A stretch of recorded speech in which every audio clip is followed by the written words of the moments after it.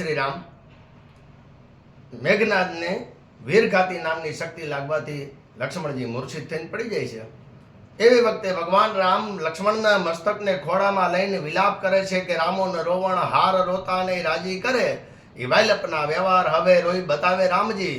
ભગવાન રામ અફસોસ કરે છે અને એવે સમયે હનુમાનજી મહારાજ ભગવાન રામના ચરણોમાં વંદન કરીને એટલું કહે છે કે પ્રભુ અફસોસ કરવાનું કારણ શું? હવે તો સુષેણ વૈદ પણ આવી ગયા છે અને આપણને દવા પણ બતાવી દીધી છે. ત્યારે ભગવાન રામે હનુમાનજીને એટલું કીધું કે હે હનુમાન, અવધ અનાથ કો સોચ નહીં વનવાસ ભય કો.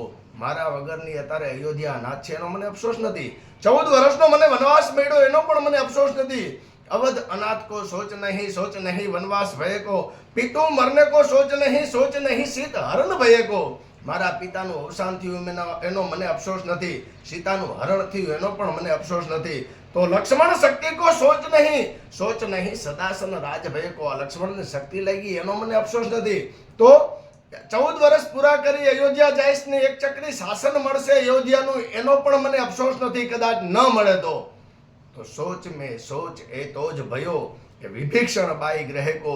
હે હનુમાન, મને મોટામાં મોટો અફસોસ એ વાતનો છે કે લીધા પહેલા મેં લંકા વિભીષણને આપી દીધી છે.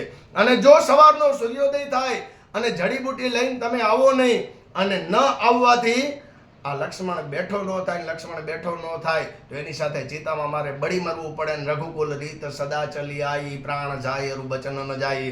રઘુકુળની રીત પ્રમાણે હું વિભીષણને લંકા ન આપી શકું એનો મને મોટામાં મોટો અફસોસ છે. ત્યારે ભગવાન રામને હનુમાનજીએ પ્રણામ કરીને એટલું કીધું હતું, પ્રભુ હવે અફસોસ કરવાનું છોડી દો, હવે અફસોસ ન કરો, કારણ કે આવન સોચે અવધેશ કરો જીવ મમ કિંકર. તો પૈઠી અગમ પાતાળ યમરતિયાનું છીન અંતર. હનુમાનજી મહારાજે રામને કીધું કે પ્રભુ પાતાળમાં જઈ શેષનાગની ફેણ ઉપરથી અમૃતનો કૂપો લઈ આવી અને લક્ષ્મણજીના મોઢામાં રેડી દઉં અને લક્ષ્મણને બેઠા કરું. ભગવાન રામ કાંઈ જવાબ આપતા નથી. અને એવે સમયે હનુમાનજીએ કીધું કે પ્રભુ આ ઉપાય તમને પસંદ ન હોય તો ચંદ્રમા માથા ઉપર આવ્યો છે અને નિશાનાથ સુપિંડ સુધા લક્ષ્મણ મુખ મેલું તવ પ્રતાપ રઘુકુલ તિલક ખેલ ભોજબલિયા ખેલું. હે પ્રભુ, તમારા પ્રતાપે તમારી તાકાતથી ચંદ્રમાને દેહ સહિત લઈ આવી અને લક્ષ્મણજીના મોઢામાં નીચોવી નાખું, કારણ કે આખો અમૃતનો ભરેલો છે અને લક્ષ્મણને બેઠા કરું. અને ત્યારે ભગવાન રામે એટલું કીધું, હનુમાન, આપણે આ બધું કરી શકવાને શક્તિમાન હતા તો સુષેણ વૈદને શા માટે બોલાવ્યા? અને હવે એના બતાવ્યા પ્રમાણે જો જડીબુટી ન લઈ આવી તો સુષેણ વૈદનું અપમાન થયું કહેવાય અને એ અપમાન થાય એટલે મારી મર્યાદાનો ભંગ થાય. ત્યારે હનુમાનજીએ કીધું, પ્રભુ હવે તો ચિંતા ન કરો, કારણ કે મો આયે બીનું દિનમણી દરસ દેત નાહી કાહો ડરું. હું આવું ત્યાં સુધીમાં આ સૂર્ય દર્શન નહીં આપે, એ ઉગશે પણ નહીં, કારણ કે એને મારા બાળપણના પરાક્રમની ખબર છે. મો આયે બીનું દિનમણી દરસ દેત નાહી કાહો ડરું. કહત મારુતિ દ્વાદશ અરક કર મીંડન ચૂરન કરું. એક નહીં પણ જો 12 સૂર્યમાંથી એક પણ જો ડોકું કાઢે અને એને ચપટીમાં ચોડી ન નાખું તો હું અંજનીનો જાયો, હનુમાન નહીં.